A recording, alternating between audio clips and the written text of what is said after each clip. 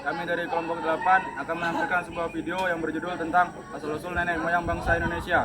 Sebelum itu, perkenalkan, nama saya Fahmi Ramadan. Dan saya Muhammad Jaditya. Saya Zanubari Faulia dan saya Amalia Fitria. Sekian perkenalan dari kami. Bye-bye.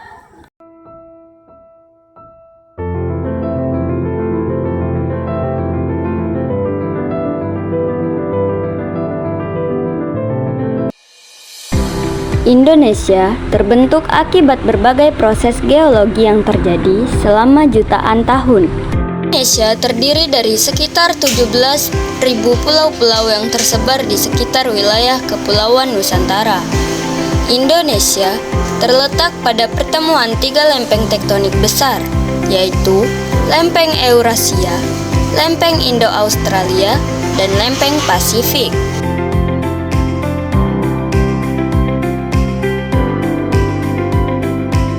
2. Teori tentang asal-usul nenek moyang bangsa Indonesia.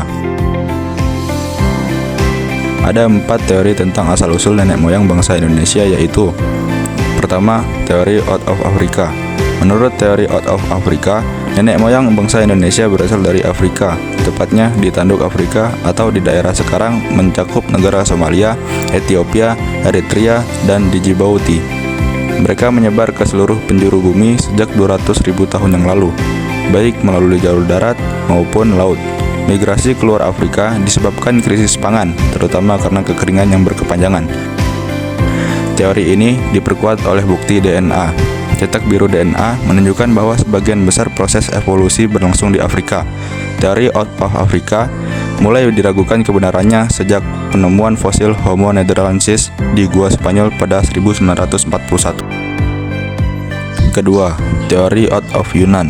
Menurut teori Out of Yunan, nenek moyang bangsa Indonesia berasal dari Yunan Tiongkok. Mereka masuk ke Nusantara dalam 3 gelombang, yaitu gelombang pertama yakni bangsa Melansat masuk ke Papua pada akhir zaman es sekitar 70.000 sebelum Masehi. Gelombang kedua yaitu bangsa Proto-Melayu atau Melayu Tua masuk ke Indonesia pada tahun 1500 sebelum Masehi.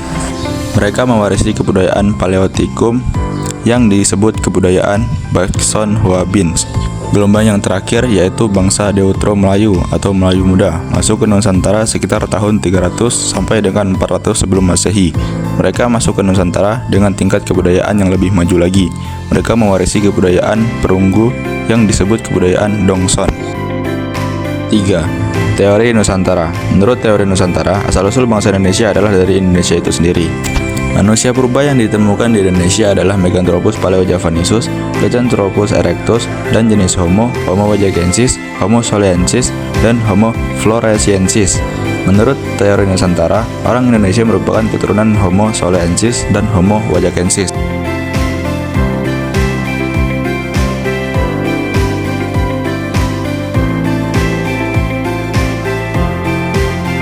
4. Teori Out of Taiwan.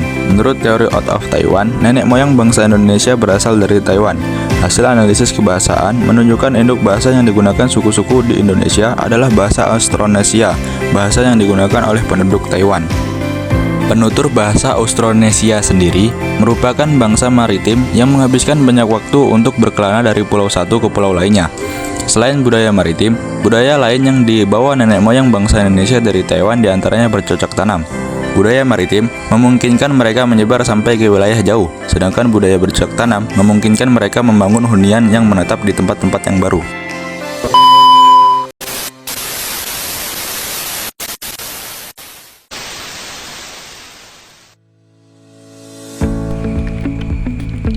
Manusia purba. Penelitian sejarah kehidupan di bumi zaman lampau yang telah menjadi fosil di Indonesia pertama kali dilakukan oleh Eugene Du Bois. Mula-mula, ia menyelidiki gua-gua Sumatera Barat. Ia menemukan sisa manusia purba di Kedung Brubus dan Trinil, Jawa Timur.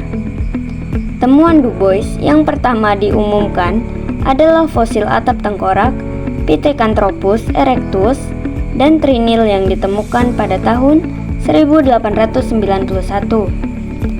Berikut merupakan jenis manusia purba yang ada di Indonesia. Yang pertama yaitu Meganthropus atau Homo erectus. Awalnya, Meganthropus paleojavanensis digolongkan sebagai Australopithecus, namun hasil penelitian lebih lanjut menggolongkan manusia purba ini ke dalam Homo erectus. Meganthropus adalah nama umum untuk fosil-fosil geraham dan tengkorak berukuran besar yang ditemukan di Sangiran, Jawa Tengah. Jenis manusia purba yang kedua yaitu Pithecanthropus.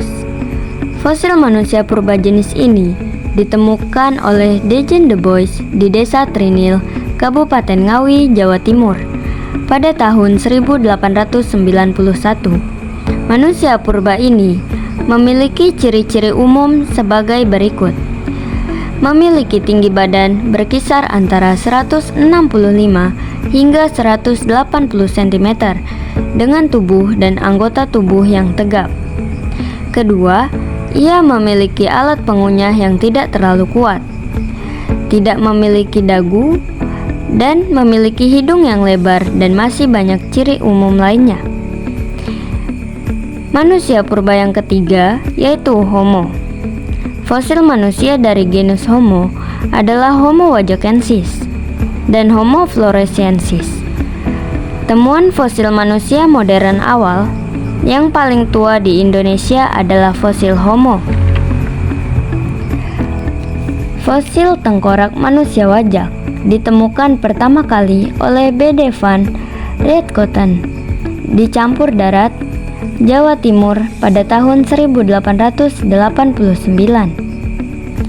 Lalu Du Bois menemukan spesimen fosil kedua dari manusia wajak, antara lain berupa tengkorak dan gigi manusia wajak. Diperkirakan hidup sekitar 11.000 tahun yang lalu.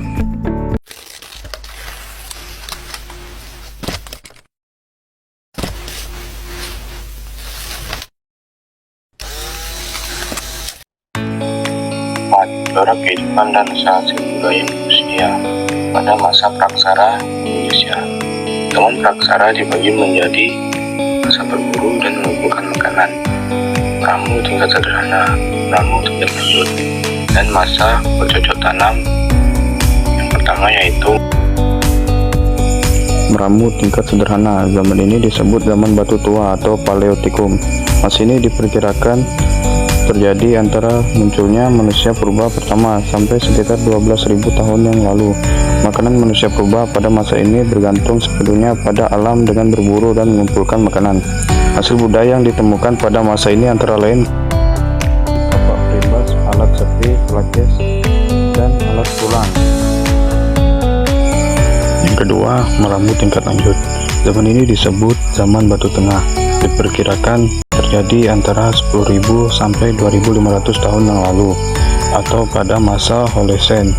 Corak kehidupan sosial masa ini tetap sama dengan masa yang sebelumnya, yaitu berburu dengan alat-alat dari batu. Yang terakhir ialah bercocok tanam. Bercocok tanam merupakan sebuah revolusi dalam peradaban manusia. Kegiatan bercocok tanam ini dilakukan dengan menebang dan membakar pohon-pohon belukar. Hasil budaya yang ditemukan pada masa bercocok tanam yaitu beliung persegi, kapak lonjong, alat pemukul dari kulit kayu, dan lain sebagainya. 5. Hasil kebudayaan pada masyarakat praksara tingkat lanjut. A. Tradisi. Kata tradisi berasal dari kata Latin yang berarti tradisional, yang berarti menyampaikan atau meneruskan. Kata tradisi diarahkan sebagai hal yang disampaikan atau yang diteruskan dari suatu generasi ke generasi lainnya. Tradisi lisan terangkum dalam faktor-faktor adalah bagian dari kebudayaan suatu masyarakat yang tersebar dan bersifat tradisional, yang diwariskan lisan dan turun-temurun. Faktor memiliki beberapa jenis. Yang pertama, mitos. Mitos adalah cerita prosa rakyat yang terangkum para tokoh atau makhluk halus yang terjadi di dunia lain pada masa lampau. Yang kedua yaitu legenda. Legenda adalah proses rakyat yang dianggap oleh 4 cerita sebagai suatu yang benar-benar terjadi. Selain mitos dan legenda, masih ada jenis faktor lainnya seperti dongeng, nyanyian rakyat, dan ucapan. Tradisi lisan yang masih lestari hingga saat ini antara lain wayang, mayong, diong, robab, perlaman, dan yang terakhir yaitu tanggomo. Jalur rempah adalah jaringan niaga rempah-rempah yang menghubungkan antara belahan barat dan timur dunia. Perjalanan melewati jalur tersebut menempuh jarak lebih dari 15.000 km. Jalur rempah merupakan jaringan niaga tertua dalam peradaban manusia. Pada masa praaksara, wilayah yang dilintasi jalur rempah membentang sampai Sri Lanka, India, Afrika, dan Madagaskar. Nenek moyang bangsa Indonesia telah berlayar hingga Vietnam, membarter pala dan cengkih dengan gendang dan kebutuhan pokok.